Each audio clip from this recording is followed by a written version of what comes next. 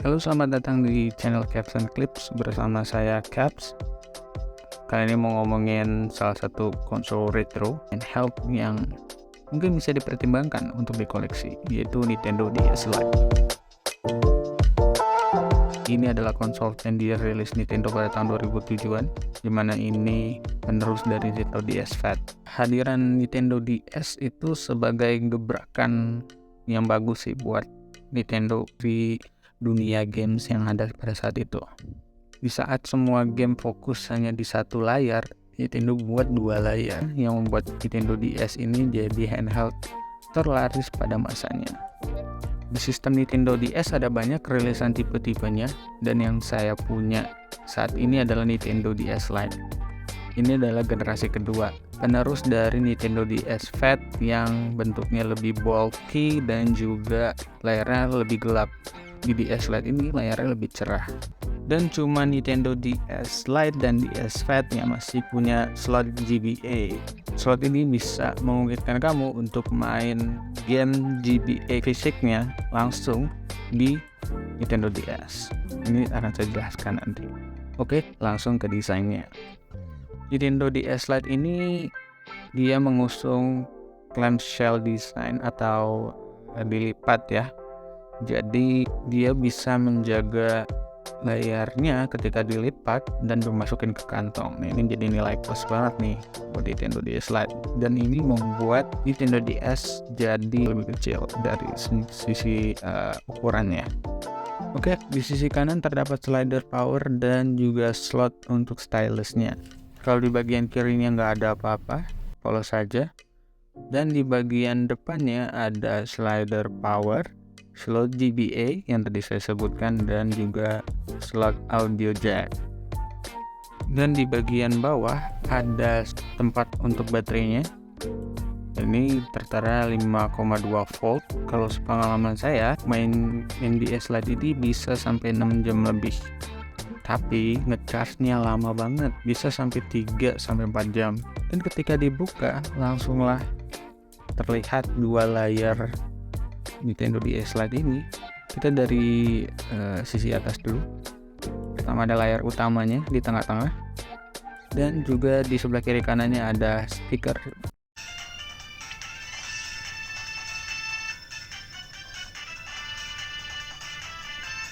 Untuk di bagian bawahnya ada layar sentuh yang basisnya ini masih capacitive touch, jadi harus ditekan gitu. That's why dia ada stylusnya.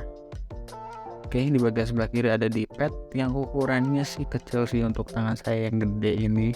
Dipakai untuk pemakaian panjang itu sangat melelahkan ya, nggak enak banget. Tapi untuk akurasi cukup oke lah. Untuk di sebelah kanan ada IBXY, dan ini kualitasnya baik-baik aja, bagus. Dan ada di bawahnya ada start and select button. Untuk di bagian belakang ada LR shoulder button, lubang strap, ada slot untuk NDS-nya, dan ada lubang untuk power-nya ya. Bagaimana dengan feel LR button-nya? Untuk LR button-nya biasa aja ya, tapi terkadang saya suka miss nih responnya nih.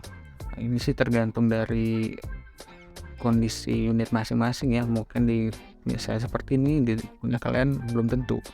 Kembali lagi, ingat ini adalah barang bekas, barang jadul, jadi harap maklum aja.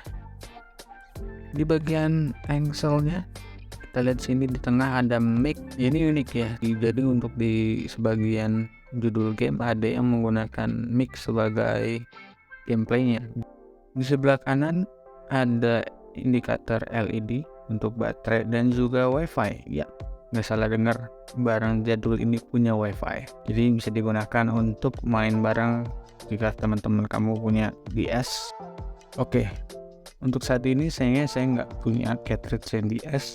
Di unit saya saat ini saya menggunakan kartu Edge untuk bisa main game DS dari backupan yang kamu punya. Sebenarnya nggak cuma Edge, ada juga kartu R4. Nah, untuk yang saya punya ini adalah kartu Edge. Jadi kartu Edge ini fungsinya untuk mainin room backup NDS yang kamu punya. Jadi bisa dibilang ini custom firmware lah ya, atau semacam itu. Jadi di dalam kartunya ini ada slot untuk micro SD yang dimana kamu bisa menyimpan backupan game kalian di sini. Untuk maksimum size-nya yang bisa dibaca oleh Nintendo DS Lite mungkin di 32 GB ya. Untuk saat ini yang saya punya 16 GB. Kenapa saya ragu? Karena saya nggak tahu apakah 64 GB itu bisa dibaca di sini. Setahu pada zaman itu 32 GB itu udah keren banget. Untuk tampilan OS-nya seperti ini.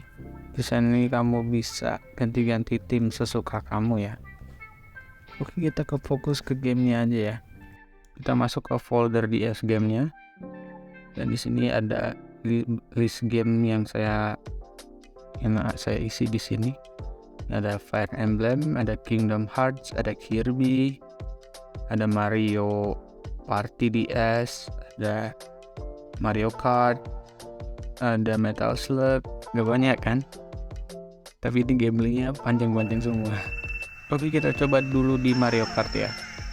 Nah, seperti yang kalian lihat, pada game Mario Kart ini, di bagian atasnya ini kita menjadi layar utamanya.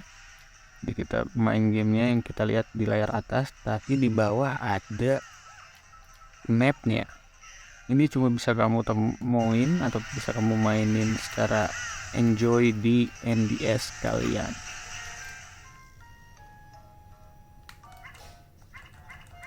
Nah, ini untuk Yoshi Islands. Jadi di gameplay Yoshi Island ini cukup unik ya. Kadang-kadang layar yang dilihat itu layar atas, kadang di layar bawah. Jadi kamu bisa lihat apa yang terjadi di atas Yoshi ini dan di bagian bawahnya secara langsung.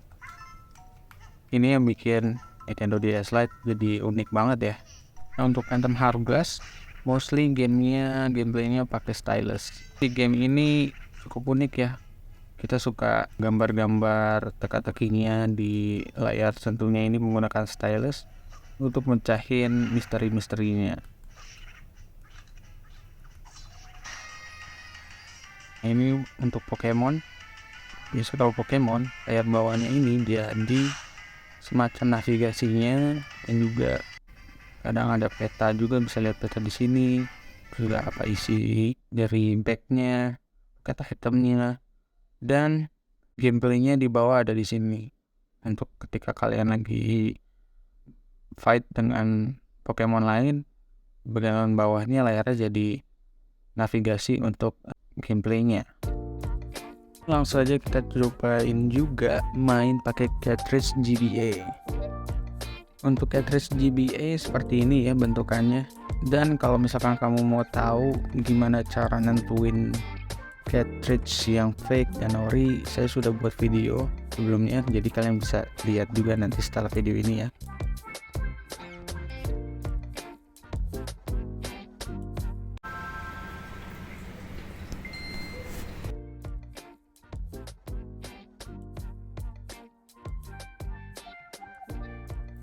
Nah, gimana tuh bisa main GBA juga.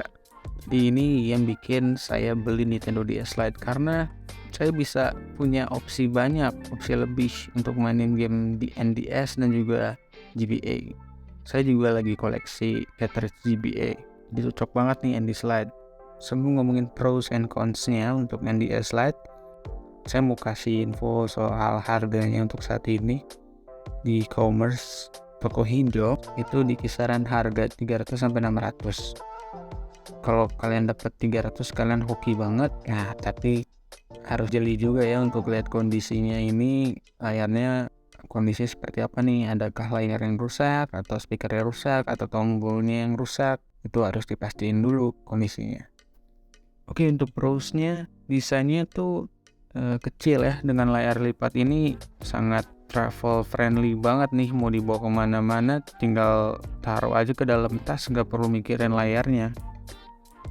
Yang kedua, library game NDS ini banyak banget loh, ada ribuan.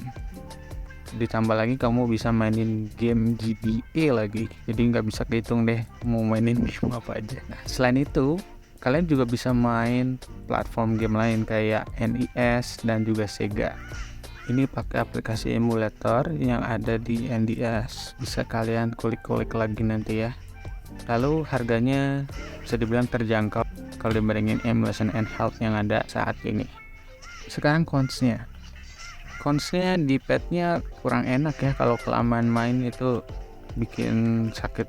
Terus juga gripnya kurang pas sih di tangan yang saya yang gede sini, dan charge-nya lama. Ini bisa nge-charge sampai 3-4 jam baru bisa full. Lalu kalau kamu mau nyari game PS1, mending skip, karena ini nggak bisa sama sekali, nggak usah dipikirin. Jadi untuk siapa sih Nintendo DS Lite ini?